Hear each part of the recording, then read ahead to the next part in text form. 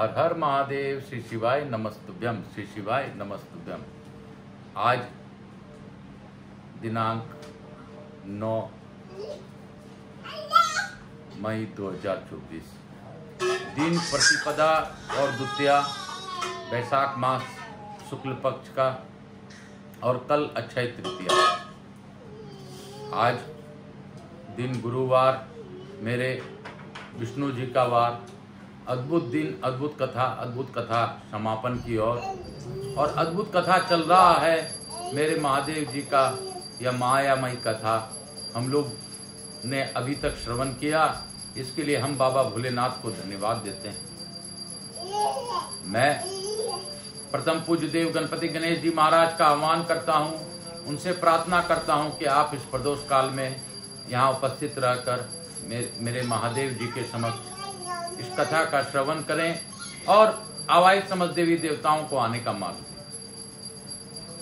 मैं यहाँ के स्थान देवता, वास्तु देवता, ग्राम देवता, क्षेत्रपाल देवता, समस्त देवी देवताओं से आह्वान करता हूँ कि आप इस कथा स्थल पर पधार कर हमें अनुग्रहित करें और इस कथा का श्रवण कर हम लोगों पर कृपा दृष्टि बनाए रखें। मैं अपने कुल देवी के सरस्वती माता तथा मेरे श्रोताओं के कुल देवता कुल देवी का भी आह्वान करता हूं और उनसे प्रार्थना करता हूं कि शिव महापुराण की अद्भुत कथा में पधार कर हमें आशीर्वाद प्रदान करें तथा हम सभी लोगों पर अखंड कृपा बनाए रखें। मैं अपने पितरों को भी मनन करते हुए तथा मेरे श्रोताओं के भी पितरों को मनन करते हुए उनको भी ध्यान पूर्वक उनसे प्रार्थना करता हूं कि आप हम सबों पर अपना आशीर्वाद प्रदान करें। हमसे गलती होती रहती है, हम तो बच्चे हैं, हम पर अगर आप नहीं कृपा करेंगे तो कौन करेंगे। हमारी भूल चूक को माफ करते हुए अपनी अखंड कृपा हम पर बनाए रखें। मैं आकाश रजगड़िया बंसल गोत्र उत्पन्न हूँ, उमा शंकर नारायणी देवी कांता रजगड़िया का पुत्र, आचार्य संगीत कृष्ण जी महाराज सांवरिया बाबा मेरे गुरु, उनका मनन करते हुए उनका ध्यान करते हुए मैं कथा की ओर बढ़ रहा हूँ। तथा प्रदीप जी मिश्रा को मैं जितना बारंबार धन्यवाद दूं वो कम है, क्योंकि उन्होंने मुझे प्रेरणा देकर इस अद्भुत महापुराण की ओर मुझे खींचा और उनके खींचने से मैं ऑनलाइन या लोगों को कथा सुना पा रहा हूं। मेरे पुत्र सत्यम राजगड़िया द्वारा यह कहने पर कि पापा, हम जैसे बहुत से लोग हैं जो इस कथा का सुन नहीं पाते, पढ़ नहीं पाते, आप अगर सुनाकर इसको डालेंगे तो शायद हम लोगों को समझ में आएगा। तो हमारे जैसे युवा वर्ग भी इसको सुनकर अपने भोलेनाथ की अद्भुत कथा का पर कृतार्थ महसूस करेंगे। मैं बाबा के समक्ष यह प्रार्थना पूर्वक निवेदन करता हूं कि हे भोलेनाथ, आप मुझ पर दया कीजिए, अगर मुझसे कोई गलती हो रही हो तो आप क्षमा कर दीजिए। हे महादेव, मैं आपके समक्ष यही प्रार्थना पूर्वक निवेदन करता हूं, सबका कल्याण करिए, विश्व का कल्याण कीजिए। मेरे ऑनलाइन कथा सुनने वाले सभी श्रोताओं का कल्याण कीजिए। मुझसे किसी भी प्रकार मिले हों, जानते हों या मुझे से कोई भी समझते हों, मेरा कोई भी रिश्ता उनसे हो, सभी पर अपनी अखंड कृपा बनाए रखिए। जो जाने अनजाने में मुझसे मिले हैं उन पर भी अपनी अखंड कृपा बनाए रखिए। आप ही कल्याण करने वाले हैं, आप ही महान हैं, आप ही जगदानंद हैं, आप ही जगदीश हैं, आप ही महेश हैं, आप ही उमा हैं, आप ही महादेव। क्योंकि शिव और शिवा अलग है ही नहीं, मैं आपको यही बात समझ पाया हूं। तो हे महादेव, हे महादेवी, आप प्रसन्न होइए, हम पर कृपा कीजिए। मैं अपने भोलेनाथ से और मैया पार्वती से उमा शंकर नारायणी देवी के रूप में इस कथा का श्रवण करने का प्रार्थना करता हूं कि गौर बिंदोरा का आसन ग्रहण कर अपनी इस कथा का श्रवण कर हमें आशीर्वाद प्रदान करें। मुझसे अगर कोई भूल हो रही हो तो हमें क्षमा करते हुए इस कथा का श्रवण कर लीजिए। आनंद पाइए। हर हर महादेव। काल हर दुख हर दारी धरा कष्ट हर हर। गंगा गंगा शिव गंगा गंगा स्नानम हम करिष्ये, तत्पश्चात शिव महापुराण पढ़िए। जिस प्रकार दिन में सूर्य साक्षी होता है, उसी प्रकार रात्रि में यह दीप ज्योति साक्षी होती है। तो अभी के इस अद्भुत काल में दीप ज्योति को हम लोग प्रज्वलित कर साक्षी मानकर भोलेनाथ की अद्भुत कथा शिव महापुराण को प्रार्थना करके शिव महापुराणाय नमो नमः स्थापयामि पूजयामि। श्री महापुराणाय नमो नमः। मैं आज की अंतिम अध्याय को पढ़कर आगे की ओर ले जा रहा हूँ, और इस आगे की ओर ले जाने में मैं अपने पंडित जी हमारे निधि पंडित जी हैं जो रायपुर के हैं, उन्होंने मुझे कहा कि आप सिर्फ एक पन्ना कल के लिए रख लीजिए और कल इसका समापन करिए, अद्भुत दिन है। तो हम लोग कल उनके ही सानिध्य में, उन्हीं के आचार्य रूप में हम लोग अपना इस कार्य को प्रारंभ कर रहे हैं। कल इसका पूर्ण विराम होकर स्कंद पुराण की ओर हम लोग जाएंगे, और कल ही निधि पंडित जी द्वारा हम लोगों का हवन इत्यादि किया जाएगा। हवन में सभी अवाई देवी देवता भी पधारेंगे, और आप लोग भी सूक्ष्म रूप से इसका दर्शन का लाभ लेंगे। यही एक मेरे महादेव की दया है। मेरे महादेव क्या नहीं करते हैं वह हम कुछ नहीं जानते। काल हर दुख हर दारिद्र कष्ट हर, हर हर महादेव शंभो शंभो हर हर महादेव। भोला मेरा बाबा है भोला, बम बम भोला, बाबा का डमरू बोले बम बम बम बम बम बम बम बम, ओम बम बम ओम बम बम, ओम नमः शिवाय, हरिओम नमः शिवाय, हर हर भोले नमः शिवाय। शिव गंगाधराय शिव गंगाधराय, हर हर भोले नमः शिवाय, नमः शिवाय नमः शिवाय, हर हर महादेव। बोलो कैलाशी काशी के वासी की जय, हर हर महादेव। काशी काशी शिव काशी मुख्यमंत्री।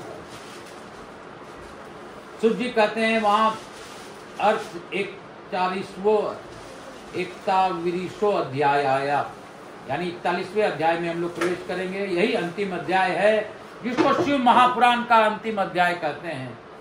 और इस अंतिम अध्याय को वायवीय सत्ता के उत्तरखंड में आज हम लोग इसका पूर्ण की ओर बढ़ रहे हैं। मेरे बाबा को मैं धन्यवाद देते हुए, महाकाल देवता को, सदा समस्त ज्योतिर्लिंग भगवान को धन्यवाद देते हुए इस कथा का वाचन करते हैं। सूत जी कहते हैं वह मेरू पर्वत पर सागर के समान एक विशाल सरोवर है जिसका नाम स्कंद सर है। उसका जल अमृत के समान स्वादिष्ट, शीतल, स्वच्छ, अगाध और हल्का है। वह सरोवर सब ओर से स्फटिक मणि के शिलाखंडों द्वारा संगठित हुआ है। उसके चारों ओर सभी ऋतुओं में खिलने वाले फूलों से भी भरे हुए वृक्ष उसे आच्छादित किए रहते हैं। उसे सरोवर में शेवार, उत्पल, कमल और कुमुद के पुष्प तारों के समान शोभा पाते हैं और तरंगे बादलों के समान उठती रहती है, जिससे जान पड़ता है कि आकाश ही भूमि पर उतर आया है। वहाँ सुख पूर्वक उतरने चढ़ने के लिए सुंदर घाट और सीढ़ियां हैं। वहाँ की भूमि नीली शिलाओं से आवृत है। आठों दिशाओं की ओर से वह सरोवर बड़ा शोभा पाता है। वहाँ बहुत से लोग नहाने के लिए उतरते हैं और कितने ही नहाकर निकलते रहते हैं। स्नान करके श्वेत यज्ञोपवीत और उज्ज्वल कोपीन धारण किए, वलकल पहने, सिर पर जटा अथवा सिक्का रखाए या मुंड मुड़ाए, लालाट में त्रिपुंड लगाए, वैराग्य से विभल एवं मुस्कुराते मुख वाले बहुत से मुनि कुमार घड़ों में कमलनी के पत्तों के दोनों में सुंदर कलशों में कुमंडलुओं ने तथा वैसे ही करवो आदि में अपने लिए दूसरों के लिए विशेषतः देव पूजा के लिए वहां से नित्य जल और फूल ले जाते हैं। आचार संपन्न भस्मोल उद्वेलित शरीर वाले सामान्य शिष्ट मुनिजन अपवित्र पुरुष आदि के स्पर्श से संकित रहते हुए उस सरोवर में जहाँ तहाँ जल में डूबी हुई शिलाओं पर स्थित ही स्नान कृत्य संपन्न करते हैं। देव ऋषि मनुष्य पितृ तर्पण करके उपरांत छोड़े गए कुश, तिल, अक्षत, पुष्प तथा पवित्र आदि से युक्त वह सरोवर स्नान आदि धर्म कृत्यों के संपादनार्थ आए हुए द्विजों का मानव परिचय सा देता रहता है। स्थान स्थान पर अनेक प्रकार की पुष्प बलि आदि मंत्रों के उच्चारण पूर्वक दी जाती है। कुछ लोग सूर्यदेव का अर्घ्य देते हैं और कुछ लोग वेदिकाओं पर देवताओं को अर्चना में निरत रहते हैं। उस सरोवर में कहीं श्रम के कारण शिथिल शरीर वाले श्रेष्ठ गज डूबते उतरते हुए जल क्रीड़ा करते हैं, तो कहीं प्यास बुझाने के लिए हिरन, हरिण, हरनिया और घोड़े आदि दिखते हैं।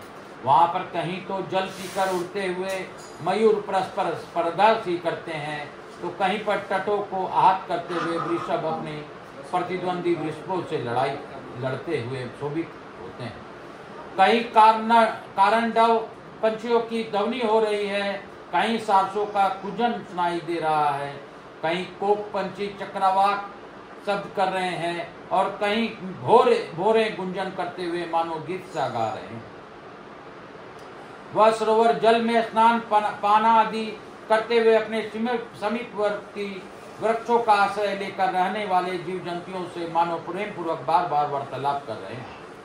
वह सरोवर अपनी तटवर्ती वृक्षों की चोटियों पर बैठकर कूजन करते हुए कोयलों की कुहू कुहू ध्वनि के बहाने से मानो आग से संतप्त सभी जीवों को निरंतर आमंत्रित सा करता है। उस सरोवर के उत्तर तट पर एक कल्प वृक्ष के नीचे हीरे की शिला से बनी हुई वेदी पर कोमल मृग चर्म बिछाकर सदा बाल रूपधारी सनत कुमार जी बैठे थे। वे अपने अविचल समाधि से उसी समय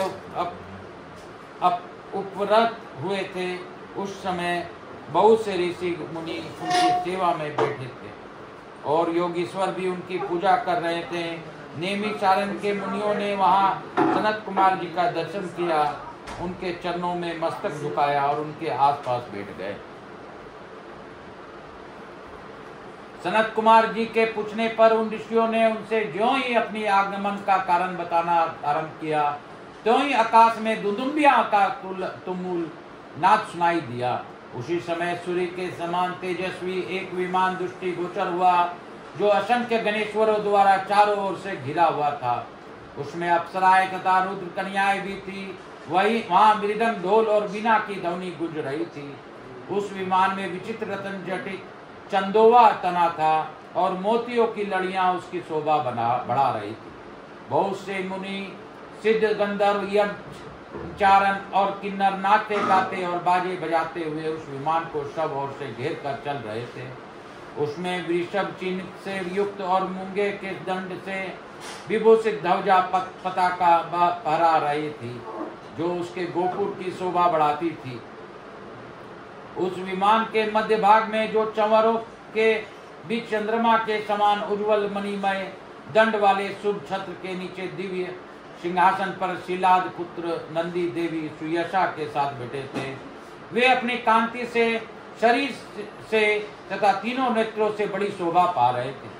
भगवान शंकर को आवश्यक कार्यों की सूचना देने वाले वे नंदी मानव जगत सृष्टा शिव के अलंघनीय आदेश का मूर्तिमान स्वरूप होकर वहां आए थे, अथवा उनके रूप में मानो साक्षात शंभु का संपूर्ण अनुग्रह ही साकार रूप धारण करके वहां सबके सामने उपस्थित हुआ था। शोभाशाली श्रेष्ठ त्रिशूल ही उनका आयुध है।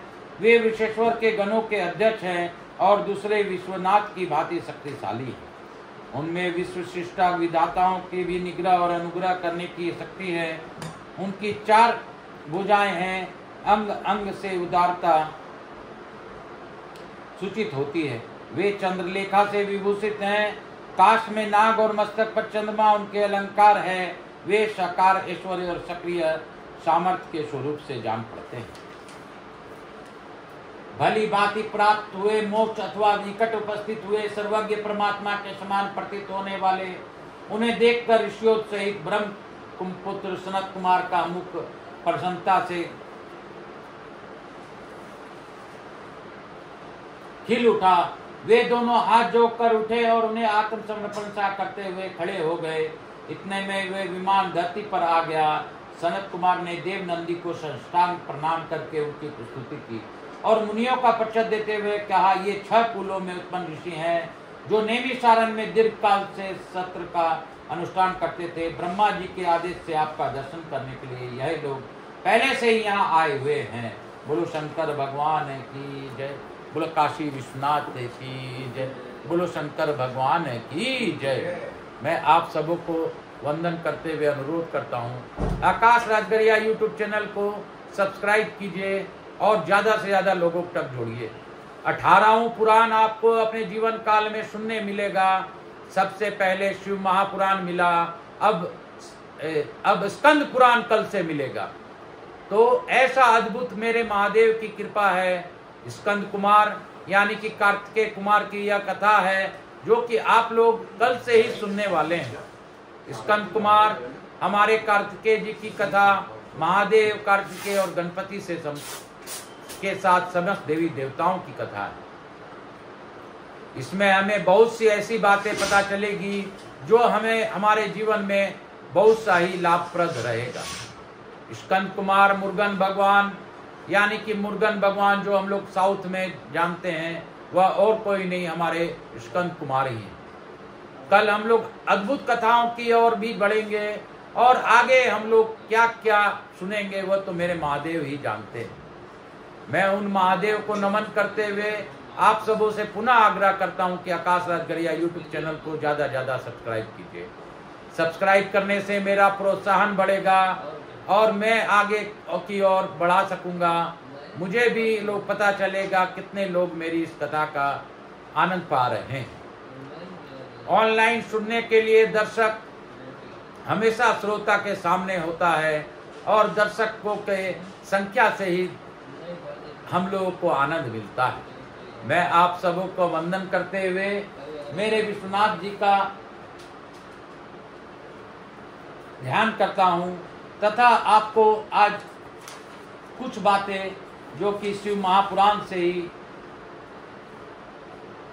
संबंधित है उसका सदाशिव के विभिन्न स्वरूपों का ध्यान कराता हूं। मेरे सदाशिव के विभिन्न स्वरूप का ध्यान करना इसलिए भी आवश्यक है क्योंकि बिना सदाशिव के हम लोग कुछ भी नहीं। इस सृष्टि में अगर कोई ईश्वर सबसे पहले आए तो मेरे महादेव हैं। न तो इनका जन्म हुआ न ही इनका मरण होता है। यही ब्रह्मा और विष्णु और यही महेश हैं, इसमें कोई संशय नहीं। अगर आपको लगता है कि ब्रह्मा विष्णु महेश नहीं है तो आज के भी लाइव महाकाल के दर्शन के लिए चले जाइए। वहां पर आज महाकाल साक्षात नारायण स्वरूप ही आपको मिलेंगे। हर हर महादेव, काल हर दुखहर दारिधर कष्टहर, हर हर महादेव। सदाशिव विभिन्न स्वरूपों का ध्यान करें। बोलो श्री हरि, हर हर महादेव। भगवान सदाशिव यो दूते भवानी सप्त गुणवान सृष्टा रज संश्रय सहनार्ता तम सान्वितो गुणवर्ती माया में स्थित सत्यानंद मन बोधमलम ब्रह्मादि संज्ञास्पदम नित्यम सत्व समय गतम पूर्णम शिव धीमहि। जो रजोगुण का आश्रय लेकर संसार की सृष्टि करते हैं, सत्व गुण से संपन्न हो, सातों गुणों का धारण पोषण करते हैं, तमोगुण से युक्त हो, सबका संहार करते हैं तथा त्रिगुणमयी माया को लांघकर अपने शुद्ध स्वरूप में स्थित रहते हैं, उन सत्यानंद स्वरूप आनंद बोधमय निर्मल एवं ब्रह्म पूर्ण ब्रह्म शिव का हम ध्यान करते हैं। वे सृष्टि काल में ब्रह्मा पालन के समय विष्णु और संहार काल में रुद्र नाम धारण करते हैं तथा सदैव सात्विक भाव को अपनाने से ही प्राप्त होते हैं। परमात्म प्रभु शिव वेदातेषु यमाहेरुरे पुरुषम व्याप्य स्थितम रोदसी यस्मिनेश्वर इत्यनन्य विषय शब्दो यथाक्षर अंतर्शय मुमुर्भि निर्यतर प्राणदि मृग्यते स्थानु स्थिर भक्ति योग सुलभो निश्रेषया अस्तु वह। वेदांत ग्रंथों में जिन्हें एकमात्र परम पुरुष परमात्मा कहा गया है, जिन्होंने समस्त धावा पृथ्वी को अंत ब्रह्म सर्वत्र व्याप्त कर रखा है, जिन एकमात्र महादेव के लिए ईश्वर शब्द अक्षर से यथार्थ रूप से में प्रयत्न होता है और जो किसी दूसरे के विशेष का विषय नहीं बनता, अपने अंत हृदय में समस्त प्राणों के निरुद्ध करके मोक्ष की इच्छा वाले योगी जन, जिनका निरंतर चिंतन और अन्वेषण करते रहते हैं, वे नित्य एक समान सुस्थिर रहने वाले, महाप्रलय के में भी विक्रिया को प्राप्त न होने वाले और भक्ति योग से सिद्ध प्रसन्न होने वाले भगवान शिव आप सभी का परम कल्याण करे। मंगल स्वरूप भगवान शिव, जिनकी कृपा पूर्ण चितवन बड़ी सुंदर है, जिनका मुखारविंद मंद मुस्कान की छटा से अत्यंत मनोहर दिखाई देता है, जो चंद्रमा की कला जैसे परम उज्ज्वल है, जो आध्यात्मिक आदि तीनों तापों को शांत कर देने में समर्थ है, जिनका स्वरूप सच्चिन्मय एवं परमानंद रूप से प्रकाशित होता है, तथा जो गिरिराज नंदिनी पार्वती के भुजापास से अवेष्टित है। ये शिव नामक कोई अनिवर्चनीय तेज पुंज सबका मंगल करे। भगवान अर्धनारीश्वर श्री शंकर जी का शरीर नीलमणि और परवाल के समान सुंदर नील लोहित है। 3 नेत्र हैं, चारों हाथों में 5 लाल कमल, कपाल और त्रिशूल हैं। आधे अंग में अंबिका जी और आधे में महादेव जी हैं। दोनों अलग अलग श्रृंगार से सुसज्जित हैं। ललाट पर अर्धचंद्र है, मस्तक पर मुकुट शोभित है। ऐसे स्वरूप को नमस्कार है, जो निर्विकार होते हुए भी अपनी माया से विराट विश्व का आकार धारण कर लेते हैं। स्वर्ग और अपवर्ग मोक्ष जिनकी कृपा कटाक्ष के भी वैभव बताए जाते हैं। ता योगी जन जिन्हें सदा अपने हृदय के भीतर अद्वितीय आत्मज्ञान नंद स्वरूप में ही देखते हैं, उन तेजोमय भगवान शंकर को, जिनका आधा शरीर शैल राजकुमारी पार्वती से सुशोभित है, निरंतर मेरा नमस्कार है। भगवान शंकर, वंदना करने से जिन्हें मन प्रसन्न हो जाता है, जिन्हें प्रेम अत्यंत प्यारा है, जो प्रेम प्रदान करने वाले पूर्णानंदमय भक्तों की अभिलाषा पूर्ण करने वाले संपूर्ण ऐश्वर्य को एकमात्र आवास स्थान है और कल्याण स्वरूप है। सत्य जिनका श्री विग्रह है, जो सत्यमय है, जिनका ऐश्वर्य त्रिकाला बाधित है, जो सत्य प्रिय एवं सत्य प्रदाता है। ब्रह्मा और विष्णु जिनकी स्तुति करते हैं, स्वेच्छा अनुसार शरीर धारण करने वाले उन भगवान शंकर की मैं वंदना करता हूँ। गौरीपति भगवान शिव, जो विश्व के उत्पत्ति स्थिति और लय आदि के एकमात्र कारण है। गौरी गिरिजा कुमारी उमा के पति हैं, तत्वक्ष हैं, जिनका कार्तिका कहीं अंत नहीं है, जो माया के आश्रय होकर भी उसमें अत्यंत दूर है, तथा जिनका स्वरूप औचित्य है, उन विमल बोध स्वरूप भगवान शिव को मैं प्रणाम करता हूँ।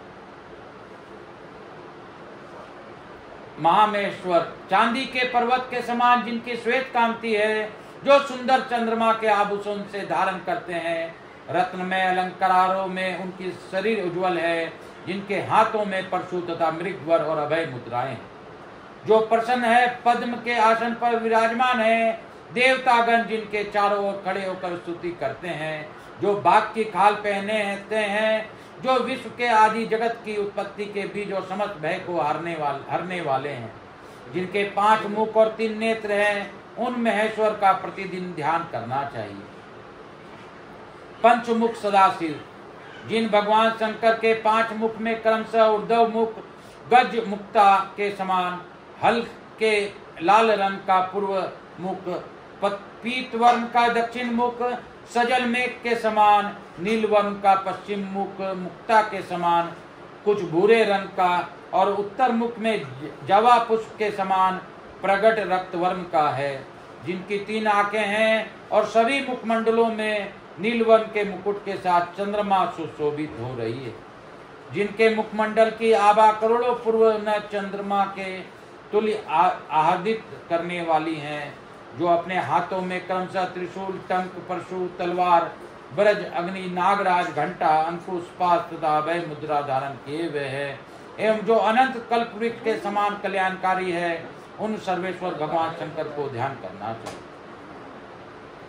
अंबिकेश्वर,